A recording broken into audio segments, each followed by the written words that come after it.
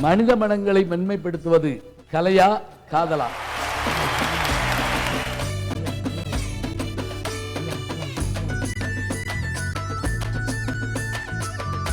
அப்பா பையன்கிட்ட சொன்னார், டே எழுத்த விட்டு பிள்ளைய பாருடா, 4 மணிக்கே எழும்பி படிக்குதுடா. உடனே அவன் சொன்னா, அப்படி பார்த்தாயா 4 பேப்பர் ஃபெயில் ஆன அப்படின்னா. உடம்புல சுகரும் உள்ளத்துல ஃபிகரும் வந்தோம் உருப்பட முடியாது. நானும் சொல்றேன், காபியில சுகர் இல்லாம குடிக்க முடியாது, கல்லூரியில ஃபிகர் இல்லாம படிக்க முடியாது.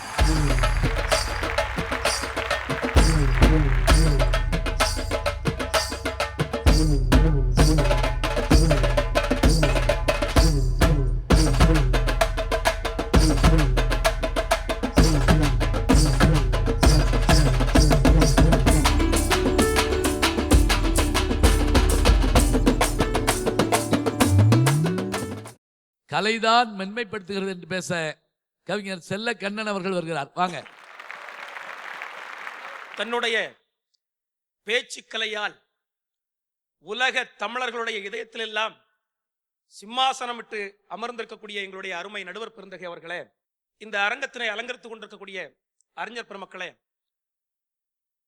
கட்டடக்கலை அந்த கலையில் எத்தனை அம்சங்கள் உண்டோ அத்தனையும் ஒருங்கே அமைந்து மிகச்சிறப்பாக இந்த கல்லூரியை நடத்தி கொண்டிருக்கக்கூடிய கல்லூரியினுடைய நிர்வாக பெருமக்களே, பேராசிரியர் பெருமக்களே, அன்பு மாணவ கண்மணிகளே, உங்கள் அத்தனை பேருக்கும் விஜயதசமி நல்வாழ்த்துக்களை முதற்கண் தெரிவித்துக் கொள்வதிலே மகிழ்ச்சி அடைகின்றேன். ரொம்ப நல்லா இருக்கணும்மா, உண்மையிலே எனக்கு ரொம்ப சந்தோஷம். காதலை பற்றி அப்படி பெருமையாக. உங்க தாத்தா பேர் தெரியுமா?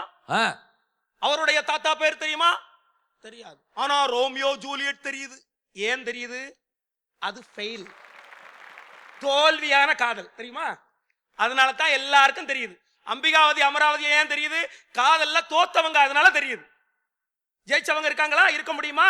அவங்கள நம்ம இன்னைக்கு பேசிக்கிட்டு இருக்கோமா? இன்னும் ஒண்ணு அரியரே வராதாமே, வராது.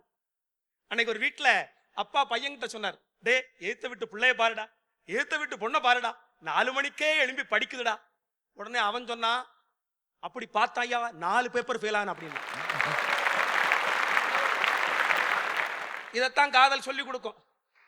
இளைஞர்களுக்கு ஒரு சின்ன டிப்ஸ் சொல்றேன். சுனாமியில கூட தப்புனவன் உண்டு, சுடிதார்ல தப்புனவன் உலகத்திலே கிடையாது.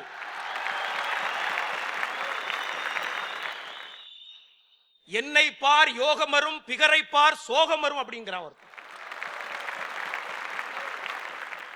இன்னவரும் அழகா சொன்னான், அவளுக்காக நான் தாடி வளர்த்தேன், அவளுக்காக நான் தாடி வளர்த்தேன், அவளுக்கு என்ன தெரியும்? என்னை காட்டி குழந்தைக்கு சோறு ஊட்டுகிறாள், நான் பூச்சாண்டியா?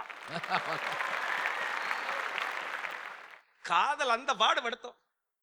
காதல்னா அர்த்தம் என்ன தெரியுமா? கான்னா காத்திருக்கிறது, அப்புறமா தள்ளு வாங்குறதுன்னு அர்த்தம். காத்திருந்து தள்ளு வாங்குறது. அதாவது படிக்கிறதுக்கு நம்ம டைம் டேபிள் போடுவோம். காலையில 6 மணிக்கு எழுப்பி படிக்கணும், இல்லைன்னா 5 மணிக்கு எழுப்பி படிக்கணும். ஏன் வேலை செய்யறதுக்கு கூட ஒரு டைம் டேபிள் போடுவோம். ஆனா காதலிக்கிறதுக்கே நம்மால் டைம் டேபிள் போடுறான் ஐயா. காலையில 6 மணிக்கு அந்த பஸ் ஸ்டாண்ட்ல நின்னா ஐஸ்வர்யா ராயை பார்க்க முடியும். 8 மணில இருந்து 10 மணி வரை அங்க ஸ்னேகாவை பார்க்க முடியும். 10 மணில இருந்து 12 மணி வரை அங்க பார்க்க முடியும். இப்படி காதலுக்கே ஒரு டைம் டேபிள் போடுறவன் இது உண்மையான காதலாக இருக்க முடியுமா? கொஞ்சம் நினைச்சு பாருங்க. ஆனால் மென்மை எது தரும் தெரியுமா? கலை அம்சம் இருக்கு பாருங்க. காதலிக்கணும்னா கூட கலை அம்சம் வேணும்னு சொன்னாங்க இல்லையா? ஒண்ணும் இல்லைங்க. இன்னைக்கு வெளிநாட்டுல உள்ளவங்க எல்லாம் கன்னியாகுமரிக்கு வர்றாங்க, மதுரை மீனாட்சி அம்மன் கோயிலுக்கு வர்றாங்க, தஞ்சை பெரிய கோயிலுக்கு பார்க்க வர்றாங்க. அப்படின்னா என்ன அர்த்தம்? ஒரு நிமிடம் அந்த சிற்பம் நம்ம அப்படியே உருப்புங்க. இல்லைன்னு சொல்ல முடியுமா? அந்த ஒரு நிமிடம் பார்க்கிறோம் இல்லையா, அந்த பார்வை நம்ம அத்தனை பேரையும் அப்படியே ஒரு மாற்றத்தை ஏற்படுத்தும். ஒரு சிற்பம் நம்மை மாற்றும், ஒரு ஓவியம் நம்மளை மாற்றும். ஆனால் காதல் என்ன பண்ணும்? கண்ணே உன்னை பார்த்தேன் என்னை மறந்தேன், கண்ணே உன்னை பார்த்தேன் என்னை மறந்தேன், உன் தங்கையை பார்த்தேன் உன்னையே மறந்தேன். இளைஞர்கள் ஒண்ணு தெரிஞ்சுக்கங்க, லைஃப்ல கேர்ள் ஃப்ரெண்ட் கிடைச்சா லைஃப் ஜாலி. அதே கேர்ள் ஃப்ரெண்ட லவ்வர் ஆக்குனா பாக்கெட் காலி. அதே லவ்வரை மேரேஜ் பண்ணா மொத்த லைஃபே காலி. அதான் உண்மை. ஒன்று சொன்னாங்க பாருங்க, காதலி நீங்க அரியரை எடுத்துருங்க அப்படின்னு சொன்னா உடனே சார் வந்து அப்படி படிப்பார். இப்ப எந்த காதலி அப்படி சொல்றா? அதானே 100 ரூபாய்க்கு உடனே டாப்பா போடு, உடனே போடணும்னு அடுத்த வேலை இருக்கு எனக்கு. அன்னைக்கு அழகா ஒரு கவிதை சொன்னா, சைக்கிளில் வந்தேன் சைட் அடித்தாள், மாருதியில் வந்தேன் மாப்பிள்ளை என்றாள், எல்லாவற்றையும் இழந்து நடந்து வந்தேன் வெளியிலே போடா நாயை என்றாள். இதான் நிலைமை. எப்படி ஆயிட்டு ஐயா? நீங்க சொன்னீங்கல்ல 40 பக்கம் எழுதுறான் அப்படி, நீ பங்காளி 42 பக்கம் எழுதிருக்கான்னு. ஏன் மாணவன் 60 பக்கம் எழுதியிருக்கான். 60 பக்கம். முதல் பக்கம் திருப்புக, 2வது பக்கம் திருப்புக, 3வது பக்கம் திருப்புக. 2 படம் வரைஞ்சிருக்கான். ஒன்னு நானா, இன்னொன்னு அவனா. நாங்க 2 கை கொடுக்கிறோமா, அடுத்த ஏப்ரலில் சந்திப்போம். என்ன அவன் ஃபெயில் ஆயிடுவானே அர்த்தம். ஒருத்தன் காலேஜுக்கு 1 வாரம் வரல, ஏன்டா வரல, நாய் கடிச்சிட்டு அப்படின்னா ஊசி போட்டியான்னு கேட்டேன். ஏன் அப்படி கேட்கறீங்கன்னா, ஒருவேளை நீ ஊசி போடலன்னா நீயும் நாய மாதிரி வெறி பிடிச்சு பல பேரை கடிக்க ஆரம்பிச்சிருவா அப்படின்னு. திடீர்னு ஒரு பேப்பர் எடுத்தா ஏதோ எழுதிக்கிட்டு இருக்கான். என்னடா எழுதுறா அப்படின்னு. ஒருவேளை வெறி பிடிச்சு கடிக்க ஆரம்பிச்சா யார் யாரெல்லாம் கடிக்கணும்னு ஒரு லிஸ்ட் போட்டுக்கிட்டு இருக்க அப்படின்னா. பேப்பரை வாங்கி பார்க்க முத பேர் என் பேர் குருபக்தி. சொன்னாங்களே, காதலித்து பார் உன்னை சுற்றி ஒரு ஒளிவட்டம் தோன்றும். நான் சொல்றேன், காதலித்து பார், நீ அழகாக மாறுவது உனக்கு மட்டும் தெரியும், ஆனால் நீ அசிங்கப்படுவது ஊருக்கே தெரியும். காதல் என்பது நடுக்கடல் மாதிரி, காதல் என்பது நடுக்கடல் மாதிரி. அங்கு அலைகள் கூட இல்லை நம்மை கரை சேர்ப்பதற்கு. ஆனால் கலை அப்படி இல்லை, அப்படியே மாற்றி போடும், அப்படியே புரட்டி போடும். மழைத்துளி மழைத்துளி மண்ணின் சங்கமம், உயிர் துளி உயிர் துளி வானில் சங்கமம், உடல் பொருள் ஆய்வு எல்லாம் கலையில் சங்கமம் சங்கமம். எல்லாம் அங்கதான் சங்கமம் ஆகுது. ஒண்ணு தெரிஞ்சுக்கங்க, அக்டோபர் 2 காந்தி ஜெயந்தி அப்படின்னா எல்லாரும் உலக மக்கள் எல்லாம் கன்னியாகுமரி மாவட்டத்துக்கு வர விரும்புறாங்க. ஏன்? காந்தி சிலையை பார்க்க வரணும்னு விரும்புறாங்க, காந்தி மண்டபத்தை பார்க்க வரணும்னு விரும்புறாங்க. ஏன் அப்படின்னா 79 அடியிலே அந்த மண்டபம் எழுப்பப்பட்டிருக்கிறது. ஏன் 79 அடின்னா, காந்தி 79 வயதுல தான் அவர் தவறினார். அதை ஞாபகப்படுத்த வகையில் அப்படி அமைச்சிருக்காங்க. இன்னும் ஒரு சிறப்பு, அந்த கட்டடக்கலை இன்னொரு சிறப்பு என்ன அப்படின்னா, அக்டோபர் 2க்கு கரெக்டா அவருடைய சிலை இருக்கு பாருங்க, அந்த சூரிய ஒளி அப்படியே அந்த சிலையில படுங்க. இத பார்க்கிறதுக்கு, அந்த உதயத்தை பார்க்கிறதுக்கு, அந்த நல்ல நாளை பார்க்கிறதுக்கு எத்தனை பேரே வர்றாங்க அப்படின்னா, ஒரு நிமிடம் நாமும் காந்தியை மாதிரி வாழ வேண்டும் என்று அவனை மாற்றி போடுகிறதே ஒரு ஒரு அற்புதமான கட்டடக்கலை. சொல்லி முடிச்சிடுறேன், சிற்பம் ஓவியம். இந்த சிற்ப கலைக்கும் ஓவிய கலைக்கும் ஒரு தொடர்பு இருக்கிறது. இப்போ ஓவியத்தை நீங்க பாருங்க, ஓவியம் சிறந்த கலை, அதே மாதிரி சிற்பமும் சிறந்த கலை.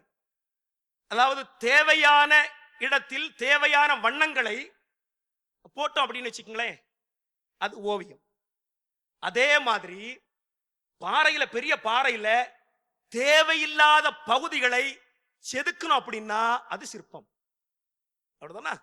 இங்க தேவையான இடத்தில் தேவையான வண்ணங்களை போட்டால் அது ஓவியம். அங்க பாறைகளில் தேவையில்லாத பகுதிகளை செதுக்கினால் அது சிற்பம்.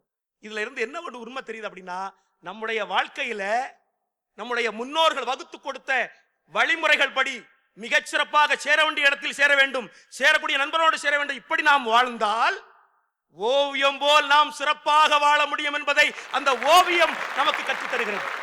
அதுபோல் சிற்பம் எப்படி எதை நீக்க வேண்டுமோ வாழ்க்கையிலே அதை நீக்க வேண்டும், நம்முடைய மரபுபடி வாழ வேண்டும், அப்படி நம்முடைய முன்னோர்கள் சொல்படி நாம வாழ வேண்டும் என்கக்கூடிய ஒரு அற்புதமான செய்தியை நமக்கு இந்த சிற்பக்கலை தேவையில்லாததையெல்லாம் மாற்ற வேண்டும் அப்படின்னு அதை நம்மை மாற்றுகிறது. அப்படின்னா உண்மையிலே மனித மனங்களை பக்குவப்படுத்துவது, பண்படுத்துவது, மென்மையாக்குவது காதலை விடவும் கலையே கலையே என்று சொல்லி வாய்ப்பளித்த அத்தனை பெருமக்களுக்கு நன்றி பாராட்டி விடைபெறுகின்றேன். அன்பு வணக்கம் ஐயா.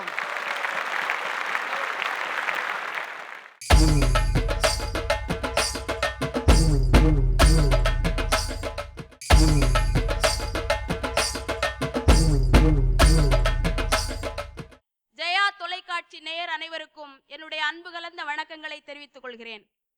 இந்த அருமையான தமிழ் இனிமை பட்டிமன்றத்திற்கு மொழியின் விழிகள் திறந்து செந்தமிழில் அமுதம் கறந்து மேடைகள் தோறும் பொழிந்து ஒரு மேதையா இங்கே அமர்ந்திருக்கின்ற நடுவர் அவர்களே, என்ன நீங்க சாதாரண நடுவரே கிடையாது.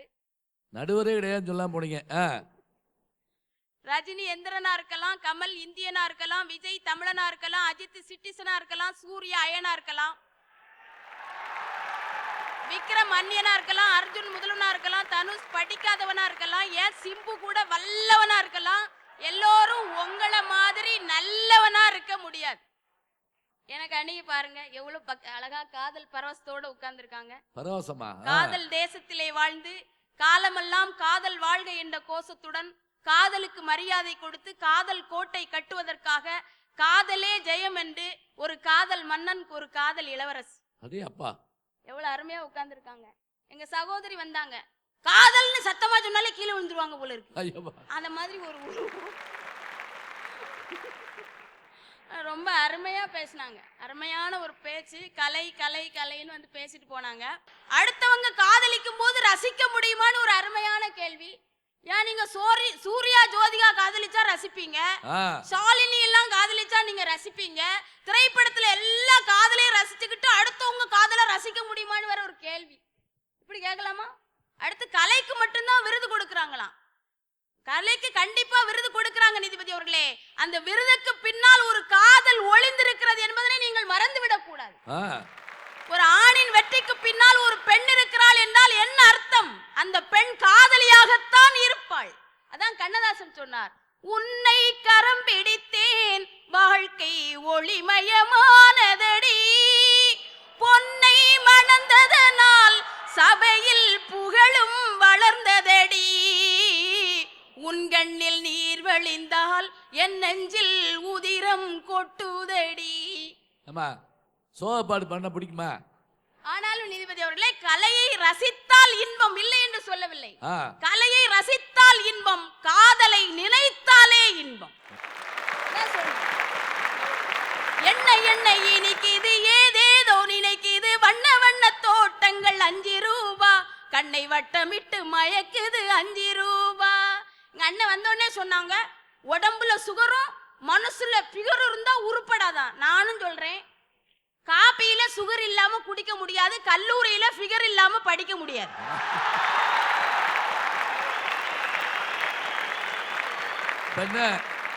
தலைப்பு அதை நோக்கியா போட்டுருக்கோம். கலையா காதலான்னு தான் கொடுத்துருக்கீங்க. ஆமா ஆமா. கல்லூரியில எல்லாம் பாத்தீங்கன்னா 2 பொண்ணுங்க முன்னாடி போவாங்க, 2 பசங்க பின்னாடி போவாங்க. நீங்க தப்பா நினைக்க கூடாது. சரி, ஒரு வாரமா பின்னாடி போறான். அந்த புள்ள நினைக்குது இது இவனுக்கு ஏதாவது ஒரு பாடம் கற்பிக்கணுமேன்னு சொல்லி ராக்கி கயிறை வாங்கி கொண்டு 2 பேருக்கும் கட்டி விட்டுச்சு. உடனே இந்த பையன் 2 பேரும் பேசிக்கிறான், மாப்பிள்ள என் தங்கச்சியை நீ கல்யாணம் பண்ணிக்க, உன் தங்கச்சியை நான் கல்யாணம் பண்ணிக்கிறேன் அப்படிங்கிற அட்வான்ஸா போயிட்டு இருக்கான். அந்த பிள்ளைல பார்த்த உடனே பாடுறான், அடி கருப்பு நிறத்தல்லகி உதட்டு சிவப்பழகி சில்லறைய சேதறிட்டண்டி, ஓஞ்சிருப்பில் சில்லறைய சேதறிட்டண்டி, உன் குங்கும உதட்ட வச்சு குவிச்சு சிரிக்கையில இதழ் 2 துடிக்குதடி, அத பார்த்து என் மனசு தவிக்குதடி, உன் சிரிப்புக்கு சொந்தக்காரண்டி, நான் இன்சூரன்ஸ் பண்ணிருக்கேன்டி, கட்டுப்பாட்டில் வந்த வண்டி கட்டுப்பாடா இருந்த வண்டி, கலைஞ்சது ஏந்த வண்டி, உன்னை பார்த்து கலைஞ்சது ஏந்த வண்டி. அவ்வளவு சந்தோஷமா போறான். அந்த பிள்ளைல உடனே என்னம்மா இப்படி பண்ணிட்டீங்களேம்மா அப்படின்னு சொல்லிட்டு போயிட்டே. எவ்வளவு சந்தோஷம். காதல்ல தோல்வி கூட சுகம், காதல்ல பிரிவு கூட சுகம் நீதிபதி அவர்களே. இப்போ காயம்பட்டை மனதை கூட நேசிக்க செய்வது காதல் தாங்க. இப்ப காதலிக்கு ஒரு காயம்னா காதலும் பதறி போவான். கண்ணதாசன் சொல்லுவார், 2 இதயம் முதல்ல ஒன்னா சேரணும், அதுல ஒரு இதயம் துன்பத்தால் தாக்கப்படும் போது மற்ற இதயம் ஆட்டோமேட்டிக்கா துடிக்கணும், அதுதான் காதல். அத கூட குணா படத்துல கமலஹாசன் பாடுவார்ல, உண்டான காயம் எங்கும் தன்னாலே மாறி போன மாயம் என்ன பொன்மானே பொன்மானே, என்ன காயமான போதும் என் மேனி தாங்கிக் கொள்ளும் உந்தன் மேனி தாங்காது செந்தேனே, எந்தன் காதல் என்னவென்று சொல்லாமல் ஏங்க ஏங்க அழுகை வந்தது, எந்தன் சோகம் உன்னை தாக்கும் என்றெண்ணும் போது வந்த அழுகை நின்றது, மனிதர் உணர்ந்து கொள்ள இது மனித காதல் அல்ல, அதையும் தாண்டி புனிதமானது. அபிராமியே தாலாட்டும் சாமியே நான் தானே தெரியுமா, சிவகாமியே சிவனில் நீயும் பாதியே அதுவும் உனக்கு புரியுமா, சுபலாலி லாலியே சுபலாலியே கண்மணி அன்போடு காதலன் நான் எழுதும் கடிதமே. எவ்வளவு இன்பம். கலை இல்லாமல் இந்த உலகத்துல வாழ்ந்துடலாம், காற்று இல்லாம கூட வாழ்ந்துடலாம், ஆனா காதல் இல்லாம வாழவே முடியாது. சுவாசிக்க காற்றே இல்லை என்றாலும் ரசிக்க நீ இருக்கும் வரைன்னு ஒரு கவிஞர் எழுதினோம்னா அப்ப இதெல்லாம் யார் எழுதுனா? நீங்க தானா? அது அப்படி எழுதிருக்காங்க. ஆமா ஆமா. காதல் மனசுக்கு தான் அதெல்லாம் புரியக்கூடிய ஒரு உணர்வு இருக்கும் நீதிபதி அவர்களே. காதல் மனசு இருந்தாதான் கலையை ரசிக்க முடியுங்க. எவ்வளவு அருமையா சொன்னாங்க நீதிபதி அவர்களே. காதலுக்கு கண்ணு கிடையாதுன்னு சொல்லுவாங்க. ஒரு கண்ணு தெரியாத காதலிய கூட்டிக்கிட்டு ஒரு காதல்ல மாமல்லபுரம் சிற்பத்தை பாக்குறதுக்கு கூட்டிட்டு போறான். காதலி சொல்றா, எனக்கு தான் கண்ணே இல்லையே, நான் எப்படிங்க ரசிப்பேன் அப்படிங்கிறா. அதுக்கு என்ன கண்ணே, என் கண்ணுல உன் கண்ணை வச்சு ரசிச்சு பாரு. பெண்ணொண்டு ஆணொண்டு செய்தான், அவர் பேச்சையும் மூச்சையும் பார்வையில் வைத்தான். கண்ணான இடம் தேடி வந்தோம், கண்ணான இடம் தேடி வந்தோம். என் கண்ணோடு கண்ணே உன் கண் வைத்து பாராய், கல்லிலே கலைவண்ணம் கண்டான். இரு கண் பார்வை மறைத்தாலும் காணும் வகை செய்தான், கல்லிலே கலைவண்ணம் கண்டான். இந்த உலகத்திலே எல்லாமே மாறி போகும், கலையெல்லாம் ஒரு காலத்துல மாறி போகும். ஆனால் காதல் மட்டும் மாறியே போகாது. ஒருத்தர் கேட்டாராம் கடவுள்கிட்ட, இந்த உலகத்துல வாழ்றது ரொம்ப கஷ்டமா இருக்கு, கடவுளை இந்த உலகத்தை அழிச்சிரு அப்படின்னு. கடவுள் சொன்னாராம், நானும் அழிச்சிருன்னு தான் நினைக்கிறேன், ஆனா காதலர்களும் குழந்தைகளும் பிறந்து கொண்டே இருக்கிறார்கள், எனக்கு அழிக்க முடியவில்லை அப்படின்னு சொல்றாருன்னா, மாறாத ஒன்று காதல் தான் சொன்னாங்க. தோற்றங்கள் மாறி போகும், தோல் நிறம் மாறி போகும், மாற்றங்கள் வந்து மறுபடியும் மாறி போகும். ஆற்றிலே வெள்ளம் வந்தால் அடையாளம் கூட மாறி போகும். ஆனால் போற்றிய காதல் மட்டும் புயலினும் மாறாத. வந்தவர்கள் போவார்கள் போகாது காதல், வங்கக்கடல் மேலானை தேயாது காதல். சுட்டி வரும் புயல் என்ன, கொட்டுகிற மழை என்ன, அன்பு விளக்கென்றும் எரியும். தெய்வத்துக்கு திரை என்ன, காதலுக்கு மறைவென்ன, உங்களுக்கு என்றும் புரியும். நட்ட நடு கடல் மீது நான் பாடும் பாட்டு, சிட்டு அவள் காதோரம் சேர்க்காதோ பாட்டு. இது காதல் பாட்டு. நீதிபதி அவர்களே வந்தோடனே எங்க அண்ணன் நிறைய குற்றச்சாட்டு, காதல்ல மோசமா இருக்கு, காதல்ல இந்த உலகம் அழிஞ்சு போகும், இப்படிலாம் பேசக்கூடாது.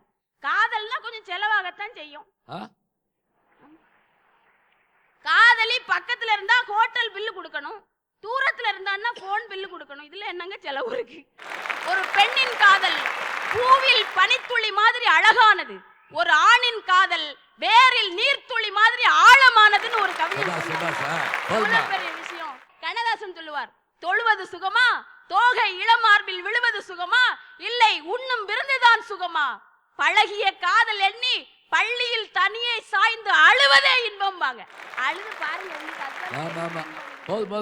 எனவே காதலிக்காத கடவுள் இல்லை, காதலிக்காத மனிதன் இல்லை, காதலிக்காத கவிஞன் இல்லை, காதலிக்காதவன் மனிதனும் இல்லை. இன்னைக்கு பக்தி திருவிழாவை நம்ம கொண்டாடி கொண்டிருக்கிறோம். பக்தி உணவுக்குள் வரும்போது அது பிரசாதம், பக்தி தண்ணீருக்குள் வரும்போது அது தீர்த்தம், பக்தி பசியில் வந்தால் அது விரதம், பக்தி வீட்டுக்குள் வரும்போது அது கோவில், பக்தி செயலில் வந்தால் அது கர்மா, பக்தி பயணத்தில் வந்தால் அது யாத்திரை, பக்தி ஒரு மனிதனுக்குள் வந்தால் அதுதான் அவன் மனிதன். அந்த மனிதனுக்குள் காதல் வந்தால் தான் அவன் புனிதனாக மாற முடியும். நீதிபதி அவர்களே, ஏன்னு சொன்னா கடவுளே காதல் வடிவமாகத்தான் காட்சி அளிக்கிறார். ஆதி சிவன் பாதி சிவன் ஆனது காதலால், கடற்கரை சுண்டல் பிரசாதமானது காதலால், பிப்ரவரி 14 சுபதினமானது காதலால். பரமசிவன் சக்தியை ஓர் பாதியில் வைத்தார், அந்த பரமகுரு 2 பக்கம் தேவியை வைத்தார். பார்க்கடலில் மாதவனோ பக்கத்தில் வைத்தார், ராஜா பத்மநாபன் ராணியை தன் நெஞ்சினில் வைத்தார். யாரம்மா அது யாரம்மா? கடவுள் கூட காதல் வடிவாகத்தான் காட்சியளிக்கிறார். துன்பத்திற்கு துணையாக இருப்பது காதல், கலக்கத்திற்கு காவலாக இருப்பது காதல், முயற்சிக்கு வரவேற்பளிப்பது காதல். எனவே மனித மனங்களை மென்மைப்படுத்துவது கலையை விட காதலை என்று கூறிய அருமையான வாய்ப்புக்கு நன்றி கூறி அமைகிறேன். நன்றி, வணக்கம்.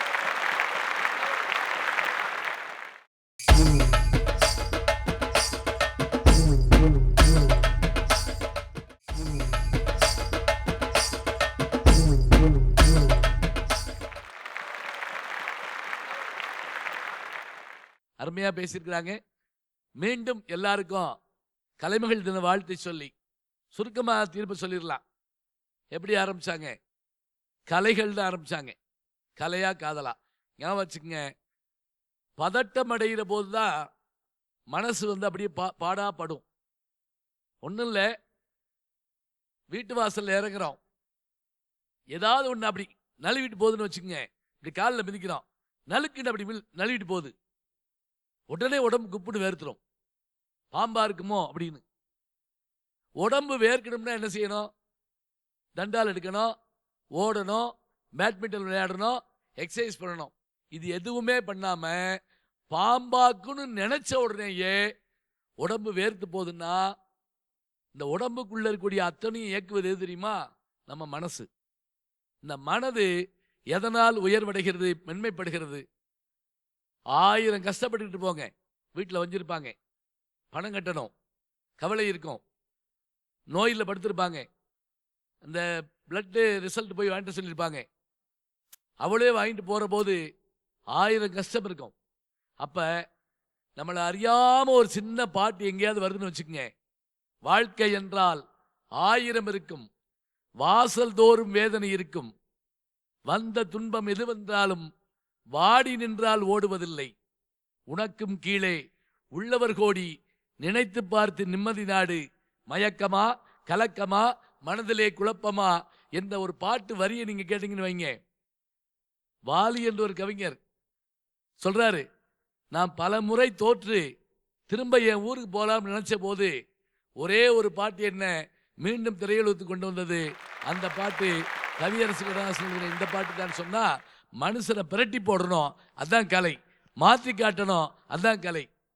மேதக அப்துல் கலாம் அவர்கள் ஜனாதிபதியாக பதவி ஏற்கிறார். அப்படி பதவி ஏற்ற போது 2வது வரிசையில் அவருடைய சொந்தக்காரங்களாம் உட்காந்துருக்காங்க, முதல் வரிசையில் அவர் சொல்லிக் கொடுத்த வாத்தியாரெலாம் உட்காந்துருக்காங்க. அவர் சொல்கிறாரு, இந்த 2வது வரிசையில் இருக்கவங்க இல்லைன்னா நான் இல்லை, ஆனால் இந்த முதல் வரிசையில் இருக்காங்களே எங்கள் வாத்தியார்கள் இல்லைன்னா நான் ஜனாதிபதி இல்லை, நான் சயின்டிஸ்ட் இல்லைன்னு சொன்னால் அந்த எண்ணம் அவருக்கு உருவானது. சொல்கிறாங்க, சிற்பம், ஓவியம், கலை, நாட்டியம், நாடகம் எவ்வளோ அழகாக இருக்கு. கிருஷ்ணாபுரம் என்ற ஒரு ஊர் இருக்குது, அங்கே ஒரு சிற்பம் உண்டு. அதாவது மன்மதன் கையில் கரும்பு உள்ள வச்சிருப்பான், 6 அடி உயரம். அந்த கரும்புடைய மேல் பகுதியில் ஒரு சின்ன தொலை இருக்கும், அந்த தொலையில் ஓட்டை, ஒரு கடுகளவு ஒரு கல் எடுத்து போட்டிங்கன்னு வைங்களேன், அது உள்ள கூடி ஓடி வந்து கீழே விழுகும். அந்த சிற்பம் செதுக்கி 400 வருஷம் ஆச்சு. 400 வருஷத்துக்கு முதல்ல என்ன டெக்னாலஜியில் அதை அப்படி ஓட்ட ஓட்டிருப்பாங்க, இது யாருக்குமே தெரியல. இன்னைக்கு 400 வருஷத்துக்கு முதல்ல திருநெல்வேலி பக்கத்தில் இருக்கு கிருஷ்ணாபுரம்.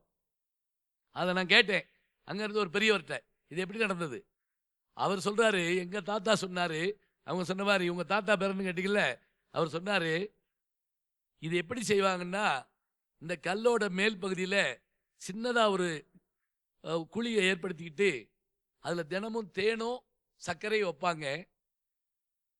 நாளாக நாளாக நாளாக அதுக்குள்ளே எறும்பு போய் போய் போய் போய் அந்த கல்லை ஊடுருவி எறும்பு ஊற கல்லும் தேயும் என்பதால் உள்ளே கூடி சென்று அந்த நூல் வெளியே வருதுன்னா, நம்முடைய கட்டடக்கலைக்கு ஈடாக எதை சொல்லுவீங்க? தஞ்சை பெரிய கோயிலை பார்க்குறாங்க, இந்த பெரிய கோயிலுடைய மேற்பகுதியில் ஒரு கார் போய் சுற்றி வந்துருமா. எப்படி கட்டினாங்க அதை? 4 யானை தள்ளுது, 3 யானை இழுக்குது, அப்பதான் ஒரு கல் நகழுது. 10ஆம் நூற்றாண்டு, இன்னைக்கு 1000 வருஷம் ஆச்சு. இந்த கலை பார்க்கிறவனை வியக்க வைக்குது. ஒரு பாட்டு, ஒரு நாடகம், ஒரு நடிப்பு, இதெல்லாம் நம்மளே அப்படியே இருந்துக்கிட்டே இருக்கு. நம்ம கவலைப்படுகிற போது ஆண்டவனுடைய வடிவத்தை பார்க்கிறோம். சொன்னாங்கல்ல, சிவபெருமான் நாட்டியம் ஆடுகிற போது அவருடைய உருவம் எப்படி இருக்குமா? அவர் மட்டும் ஆட மாட்டாராமுங்க, அவரோட சேர்ந்து எல்லாமே ஆடுமா. வண்டு பாட, சுடர் மகனுமாட, பிறை துண்டமாட, புலி தோளுமாட, பகிரண்டமாட, குலைந்தகிலமாட, கருங்கொண்டலோடும் குளர் கோதரையோடும் கரை கண்ட நாடுமிடம் தான் காண்பினோ காண்பினோன்னு சொல்லி குமரகுருபர் சொல்வார். என்ன அர்த்தம்? ஆடுகிற போது இந்த இதை பார்த்தோம்னா நம்முடைய கண் அப்படியே மயக்கத்தில் நிற்குமா. ஆட்டத்துக்கு ஒரு கடவுள் நடராஜர். இசைக்கருவி இல்லாத எந்த கடவுள் இருக்கார்? இந்து கடவுள்ல பாருங்க, கண்ணவர்மான் கையிலே குழல் இருக்கிறது, சிவபெருமான் கையிலே தமரகம் இருக்கிறது, நந்தியம்பெருமான் கையிலே மத்தளம் இருக்கிறது என்றால் கலைவாணி கையிலே வீணை இருக்கிறது. கலை அதுதான் மனிதனை மென்மைப்படுத்துகிறது. கலையை போன்று உலகில் ஒன்றுமில்லை. எவ்வளவோ சொல்லலாம். சொன்னாங்க இல்லையா, ஒரு பயிர் நன்னா விளையணும்னா ஒரு வகையான இசையை வாய்ச்சோம்னா போதுமா? ஏன், அமிர்தவர்ஷினி என்ற ஒரு ராகம் இருக்குது. அந்த ராகத்தை பாடினா மேல இருந்து மழை பெய்யுங்கிறான். ஆகாயத்தில் மேகத்தை மழை பெய்ய வைக்கிறதுக்கு கலை பயன்படும் என்றால் அந்த கலைக்கு ஈடேது இணையது. ராவணை கையை போய் உள்ள கொடுத்துக்கிட்டானா கைலாச மலையில. அந்த கையை எடுப்பதற்கு என்ன செஞ்சான் தெரியுமா? தன்னுடைய உடம்புல இருந்து நரம்பு எடுத்து அந்த நரம்பை வாய்ச்ச போது அவன் வாய்ச்ச அந்த ராகத்தினால மகிழ்ந்து சிவபெருமான் என்ன பண்ணாரு, அவனுடைய கையை மீட்டு கொடுத்தாராம். அவனும் வீணை மீட்டினா, கையை மீட்டினா. எவ்வளவு அழகா இருக்கு பாருங்க. சொல் விளையாட்டு பாருங்க அதெல்லாம். அப்ப கலை என்பதால் என்னென்ன லாபம் இன்னைக்கு பார்க்கிறோம். நமக்கு புகழ், தனி மனித புகழ் கிடைக்குது. ஒரு விருது வாங்கிட்டு வர்றப்ப அவங்க சொன்ன மாதிரி ஏஆர் ரஹ்மான் 2 கையில் அப்படி வாங்கிட்டு வர்றாரு. வாங்கிட்டு எல்லா புகழும் இறைவனுக்கேன்னு சொன்ன உடனே அது என்ன மொழின்னு கேட்குறாங்க எல்லாரும். தமிழ் மொழி உலகமெல்லாம் தெரியுது. அவருக்கு புகழ், நம் நாட்டுக்கு புகழ், குடும்பத்துக்கு புகழ். MS சுப்புலட்சுமி அவர்களுடைய பாட்டு இருக்கே, அதுக்கு ஈடேது இணையது. சொல்றாங்க இல்லையா, எத்தனையோ கஷ்டங்கள் இருக்கும், குறை ஒன்றுமில்லை மறைமூர்த்தி கர்ணா.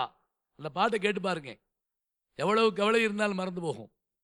அதுவும் காற்றினிலே வரும் கீதம்ங்கிற பாட்டுக்கு ஈடேது இணையது. அடேயப்பா, அழகா சொல்லிக்கிட்டே போலாம்.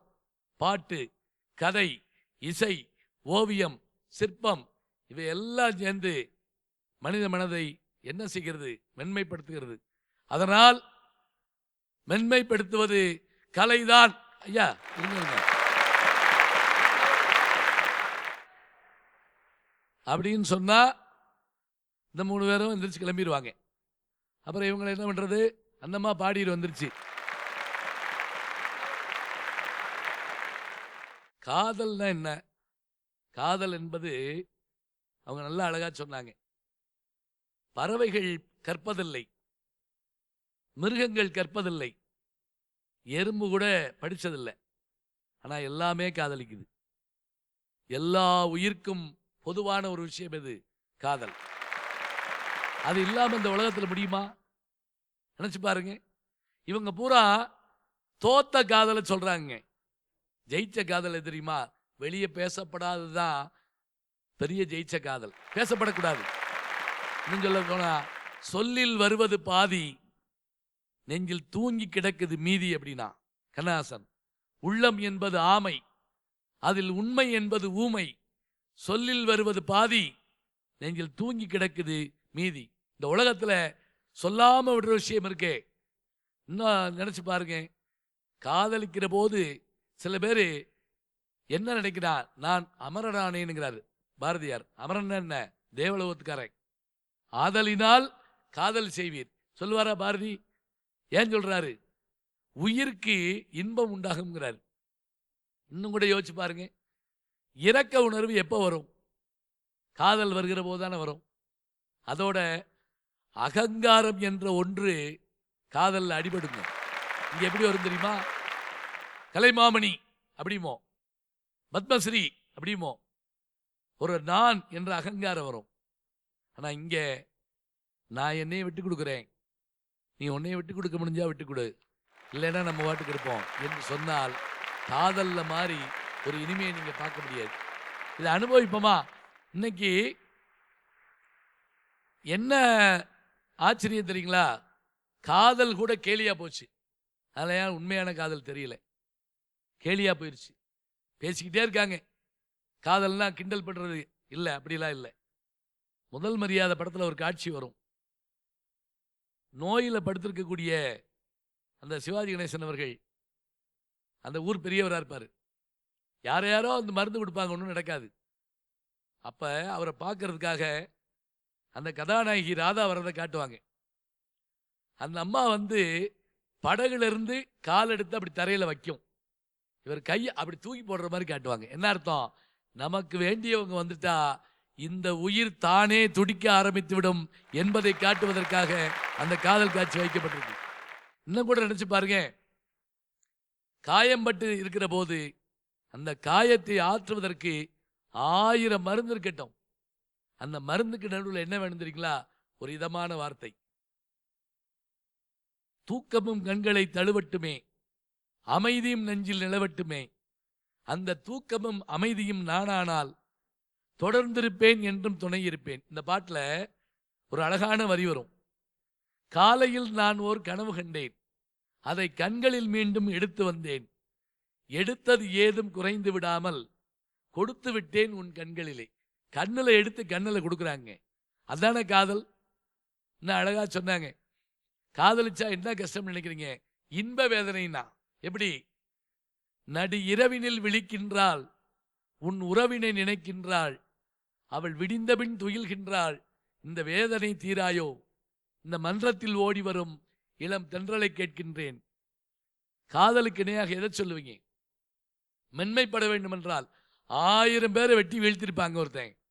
ஆனா அந்த பிள்ளையை பார்த்த உடனே படக்குன்னு இப்படி கையை அப்படி பின்னாடி வச்சு அருவாளை கீழே போடுவான், வேட்டியை அப்படி மேலே கட்டிருந்தானே எடுத்து விட்டுக்குருவான், அப்படி சிகரெட் இருந்தால் அப்படி மாற்ற வைப்பான். ஏன்?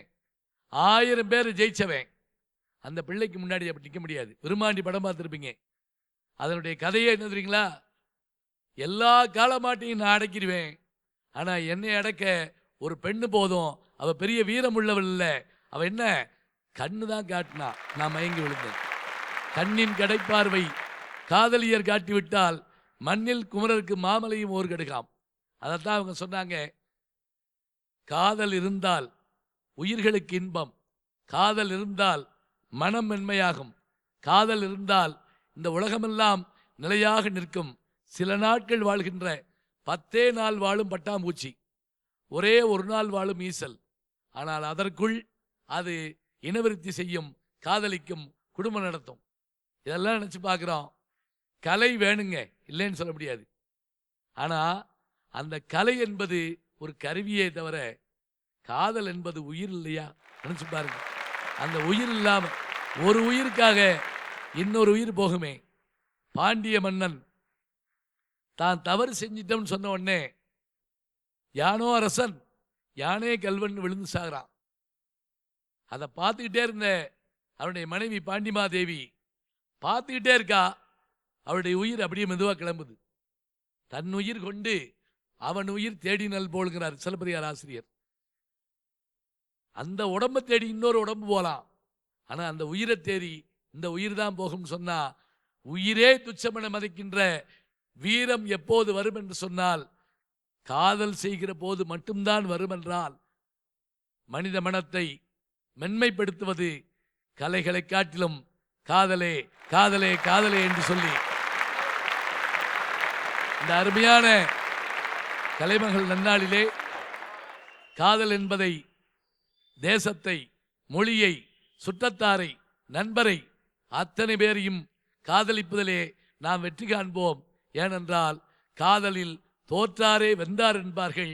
அப்படி காதலே ஜெயிக்கும் என்று சொல்லி எல்லாருக்கும் கலைமகள் நன்னாள் வாழ்த்து சொல்லி, காதல்தான் மனித மனத்தை மென்மைப்படுத்தும் என்று கூறி விடைபெறுகிறோம். நன்றி, வணக்கம்.